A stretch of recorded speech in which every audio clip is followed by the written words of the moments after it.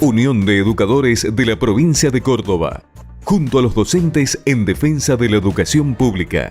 Consejo de Médicos de la Provincia de Córdoba, cada día más cerca. Una vida dedicada a la salud merece dignidad y reconocimiento. Caja de Previsión Social para profesionales de la salud de la Provincia de Córdoba. Municipalidad de la Ciudad de Córdoba.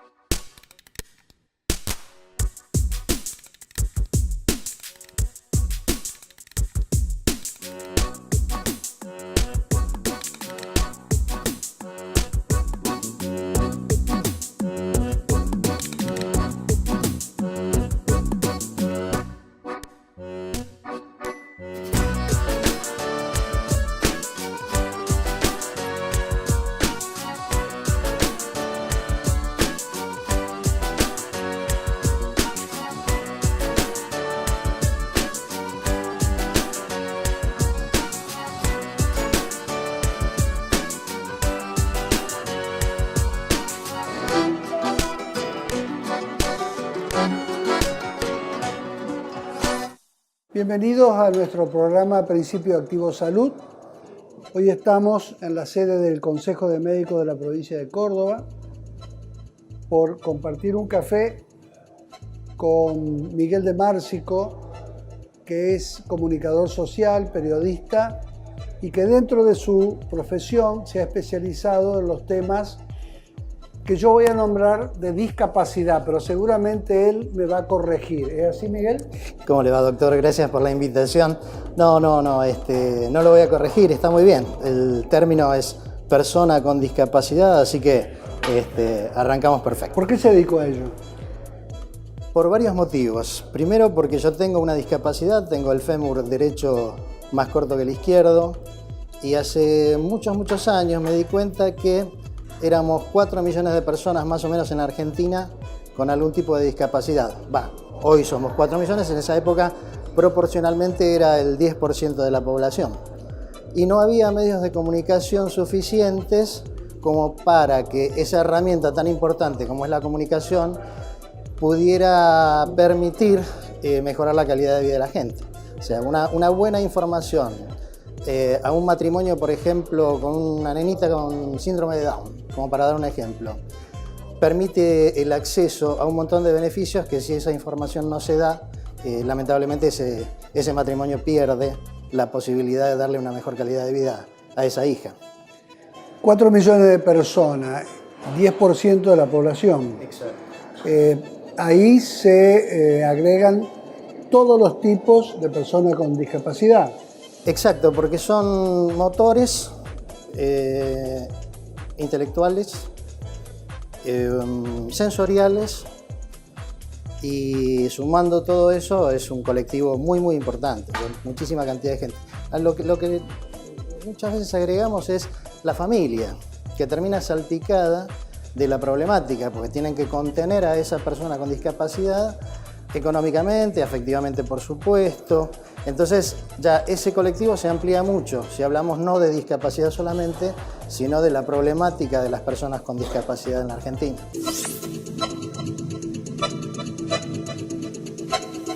El Estado argentino, desde tiempo atrás hasta hoy, tiene políticas como para favorecer la buena vida de la gente con discapacidad.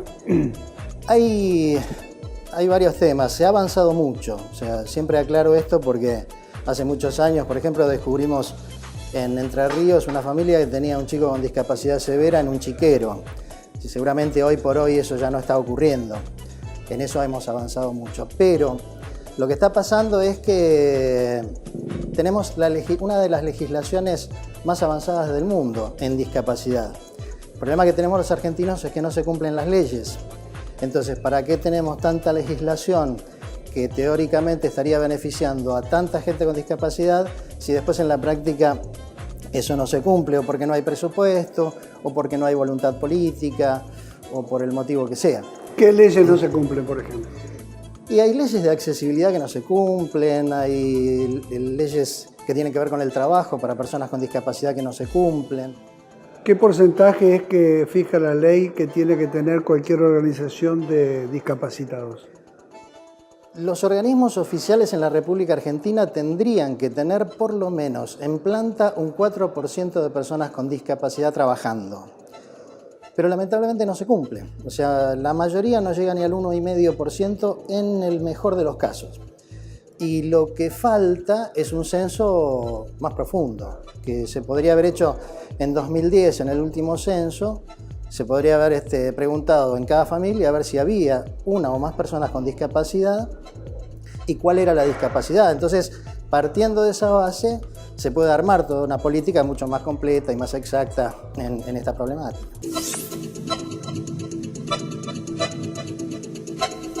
Hasta hace un tiempo, el 73% de las personas con discapacidad estaba sin empleo. Por eso yo hago mucho hincapié en el tema del trabajo, ¿no? Tampoco podemos colocar a una persona con discapacidad en cualquier trabajo por darle un trabajo, porque a veces en lugar de ser un beneficio es un perjuicio, ¿no? Para ambas partes. Para los dos, claro, para el empleador y para la persona que es empleada y no puede desarrollarse normalmente en un trabajo, quizás porque, bueno, no... cognitivamente tiene problemas o tiene problemas motrices severos y el lugar no está suficientemente adaptado. Entonces, en lugar de ir a trabajar alegre, va a sufrir a un trabajo.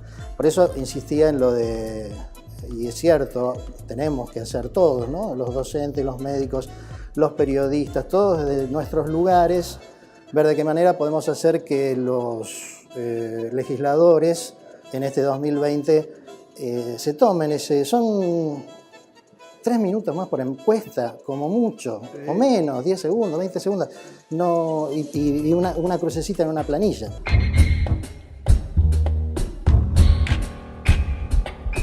Unión de Educadores de la Provincia de Córdoba, junto a los docentes en defensa de la educación pública. Consejo de Médicos de la Provincia de Córdoba, cada día más cerca.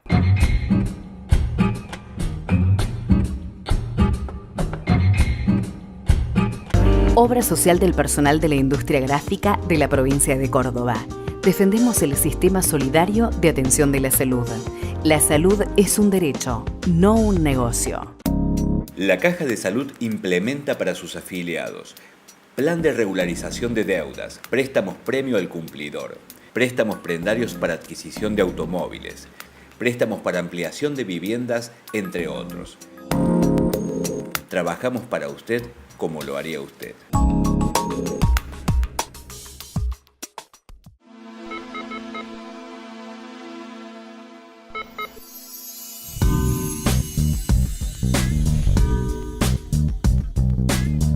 En estos días, en toda nuestra sociedad se está discutiendo el tema de la ley de interrupción voluntaria del embarazo.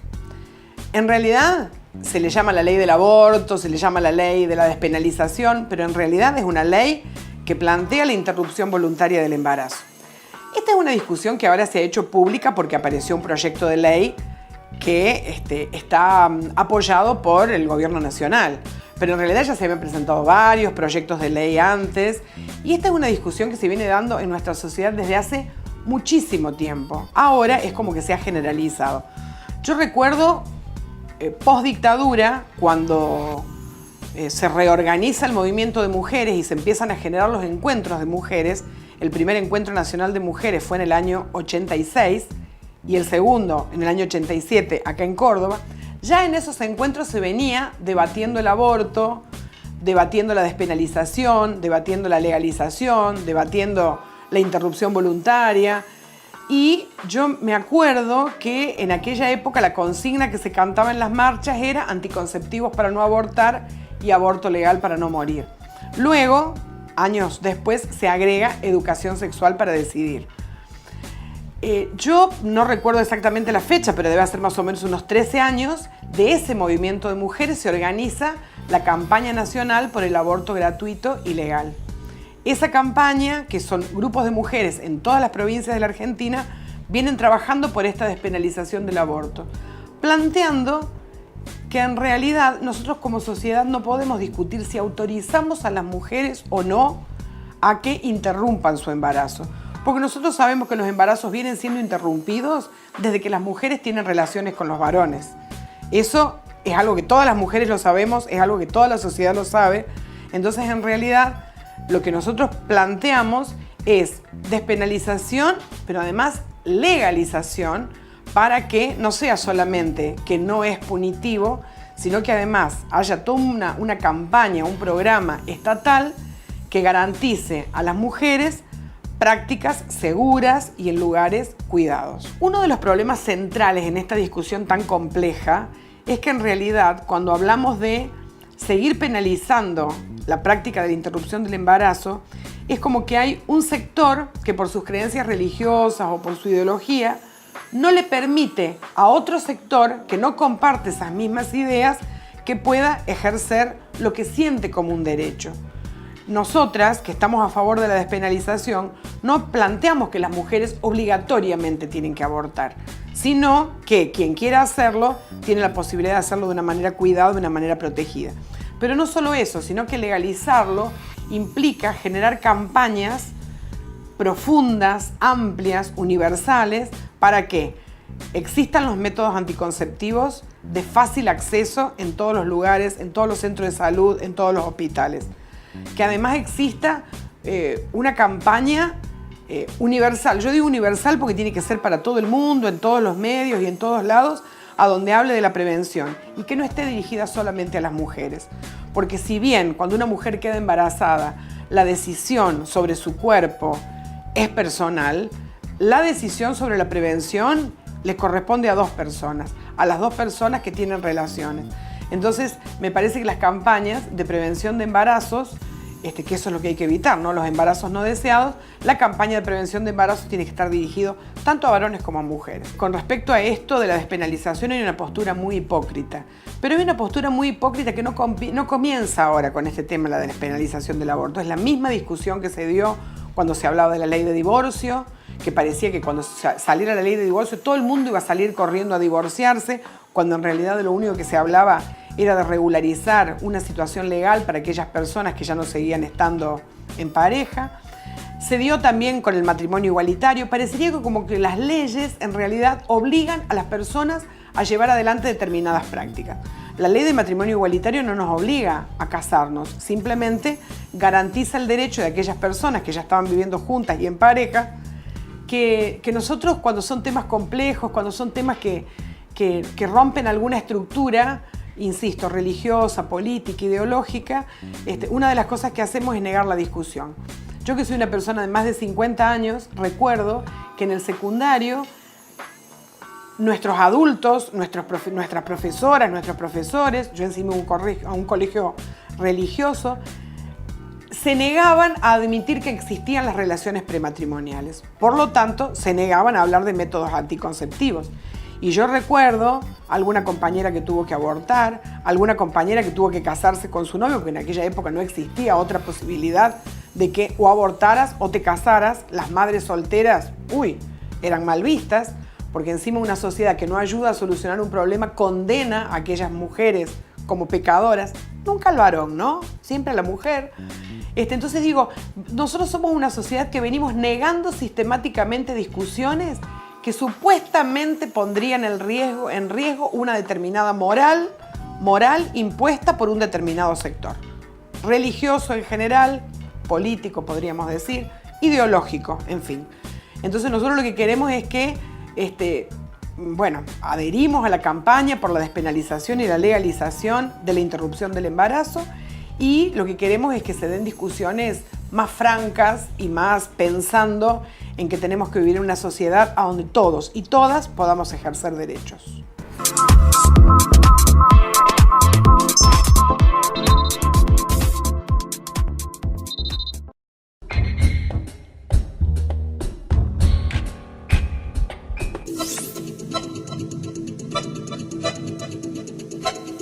A esta altura del partido, estamos todos de acuerdo que la alimentación es un derecho humano básico, elemental, sin el cual, sin la garantía de este derecho, no se podría garantizar la salud, ni siquiera la existencia se podría garantizar de no respetarse, de no concretarse este derecho. ¿Cuál es la situación de la Argentina con respecto al derecho a la alimentación? Nosotros tenemos una situación compleja porque es la situación que vive el país, ¿no es cierto? En una situación donde, como decía Amartya Sen, donde no estamos garantizando el empleo, donde tenemos altos niveles de desocupación, de trabajo precario, de salarios que no son dignos, donde tenemos una inflación especialmente que condiciona el acceso al alimento por conjunto de la población, indudablemente que es muy difícil que se cumpla el derecho. Pero al mismo tiempo el tema del derecho no es letra muerta, como realmente sucede en las constituciones, en todo el aparato, no solamente en nuestro país y demás. El tema es que nosotros no los asumimos como derecho, no nos apropiamos del derecho para defenderlo y saber de que nadie nos regala nada, sino que lo hemos construido a lo largo de muchos siglos, diríamos así, de lucha. En la medida en que sepamos apropiarnos de eso y defenderlo, posiblemente podamos avanzar un poco más. Paradójicamente estamos en un momento donde la humanidad en su conjunto produce la suficiente cantidad de alimento como para que todo el mundo estuviera bien comido. Sin embargo, las cifras nos dicen que cada vez es más desigual el acceso a los alimentos y que tiene un impacto cada vez más evidente en el terreno de la salud. Exactamente. Producimos para 12.000 millones de habitantes, somos 7.000. El problema es en manos de quién están los alimentos, quiénes son los dueños de los alimentos. Y desde ya que si los consideramos mercancía y no son bien, esto es lo que sucede. Y además que se agiganta en este proceso neoliberal la brecha, esta desigualdad.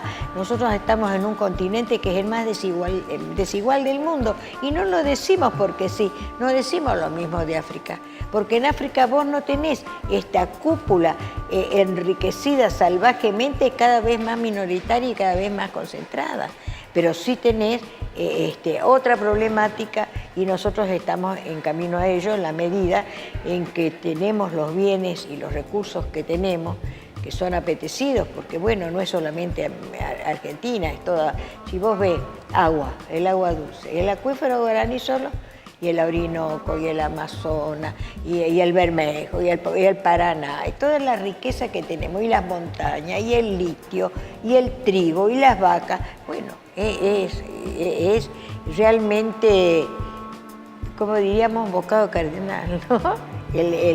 La apetencia por nuestra región. Y en este contexto se da una situación paradójica, novedosa, que tiene que ver con la expresión de todo esto a nivel de la salud. Y es que empezamos a convivir con los desnutridos y los obesos al mismo tiempo. ¿Cómo se explica esto, don Miriam? Nosotros estamos atravesando una situación de malnutrición, ya no podemos hablar del hambre del mundo. Yo participé en la Cumbre Mundial de la Alimentación en el 96 y me acuerdo que estaban los objetivos. En ese momento era reducir el hambre a la mitad. Pero ya en Alma Ata, en el 74, habíamos dicho llegar al 2000 con salud para todos y alimentos para todos. Esa meta no se cumplió. ¿Y ahora qué nos proponemos? El objetivo del desarrollo sostenible del milenio, que es lo que plantea, erradicar la pobreza, erradicar el hambre. Pero ahora tenemos que decir erradicar la malnutrición. ¿Por qué? Porque esta convivencia es lo que dice la relatora de Naciones Unidas. Sucede porque gran parte de la población, ricos y pobres, no tienen acceso a una alimentación saludable adecuada a esta que nosotros la llamamos sana, segura y soberana.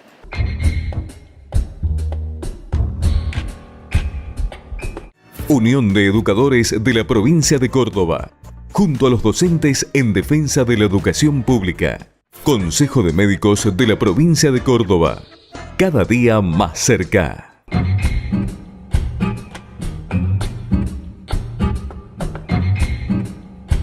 He observado, sobre todo en los aeropuertos, en las calles de distintas ciudades del mundo, una cantidad muy superior de gente en silla de ruedas, por ejemplo, que en la Argentina. Es que, por ejemplo, en Europa, ¿hay más discapacitados que acá? No, en realidad más o menos el promedio es del 10% en el mundo, salvo en los países en donde hay muchísima pobreza, porque los primeros años de vida No, le estoy hablando de los países más ricos. Países más ricos. No, tenemos más o menos la misma cantidad. La diferencia es que la media en Argentina no tiene trabajo, entonces ¿para qué va a salir?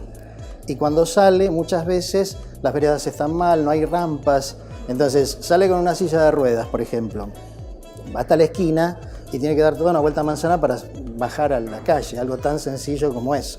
En Barcelona, por ejemplo, cuando se hizo el último Paralímpico, hicieron todo accesible. Entonces, claro, uno veía constantemente personas en silla de ruedas andando por todos lados, porque era una ciudad más amigable, muy amigable para la gente con cualquier tipo de discapacidad, sea motriz o de algún otro tipo, ¿no? Estaba todo ambientado como para que una persona tenga la discapacidad que tenga, no se sienta en situación de discapacidad, que ese es otro de los términos que se está usando mucho, ¿no? Entonces podríamos aprovechar este programa para que los intendentes o los concejales de cualquier ciudad pequeña o grande que vea este programa escuche esto y que advierta que en su pueblo, en su ciudad, hay más discapacitados de lo que parece y que hagan que los medios de transporte tengan facilidad, que los estadios donde se juega el fútbol, el básquet, lo que sea, tengan posibilidades para que los discapacitados vayan, que las calles tengan rampas prácticamente en todas las esquinas, excluyendo las enfermedades congénitas. ¿Cuáles son las causas principales para que un individuo tenga incapacidad o discapacidad? Hay estadísticas que dicen que cada vez más personas con discapacidad existen, ¿no? Y hay dos motivos que son, creo, los fundamentales. Por supuesto que hay otros más, pero que son los accidentes de tránsito que dejan muchísimos muertos. O sea, no, está bien, nosotros desde el periodismo informamos sobre las muertes, pero hay un promedio de 2.5% más personas que quedan con discapacidades permanentes o temporales. A las mamás les digo que no hay que malcriarlos a los chicos, porque en realidad tener una discapacidad más la malcrianza termina siendo un chico prácticamente inútil. La sociedad después no le va a dar las oportunidades como para resarcirse de todo eso que uno hizo de más. Sí, por supuesto, quererlos, contenerlos, mimarlos, por supuesto, pero no sobreprotegerlos. Pasa inclusive, nosotros le llamamos personas convencionales a las personas que no tienen ninguna discapacidad aparente. Digo aparente porque siempre algo tenemos, pero pasa también en madres de hijos convencionales que uno los ve cómo lo malcrían, le hacen todo, le regalan todo, le cubren todas las necesidades. Entonces, esa persona cuando tiene que salir a la vida después, es un problema, porque la sociedad no es tan benévola como para que siga pasando todo lo mismo. Al contrario, y sufren mucho. Hay mamás, por ejemplo, yo he visto mamás de 50, 60 años, parece que tienen 80, pues están aterradas porque durante toda la vida de ese hijo con discapacidad lo sobreprotegieron de semejante forma que saben que en algún momento ellas no van a estar. ¿Y qué va a pasar con ese hijo? Terminará en un cotolengo, terminará en algún lado porque no va a tener ninguna herramienta para defenderse en la vida. Así que bueno, una pequeña sugerencia, ni siquiera un consejo para que cuando nosotros no estemos, si tenemos algún hijo con discapacidad, bueno, se pueda defender en la vida como cualquier hijo de vecino. Mamás, papás, a vuestro hijo con discapacidad lo tratan igual que a los otros. Exactamente, eso es lo que quiso decir Miguel. Muchas gracias, Miguel. Gracias, ha sido doctor. una nota que creo que va a jerarquizar a nuestro programa, sobre todo que siempre entrevistamos profesionales de la salud. Esta vez entrevistamos a un periodista que se ha dedicado a este tema y que lo maneja muy bien. Muchas gracias. Gracias a usted, doctor.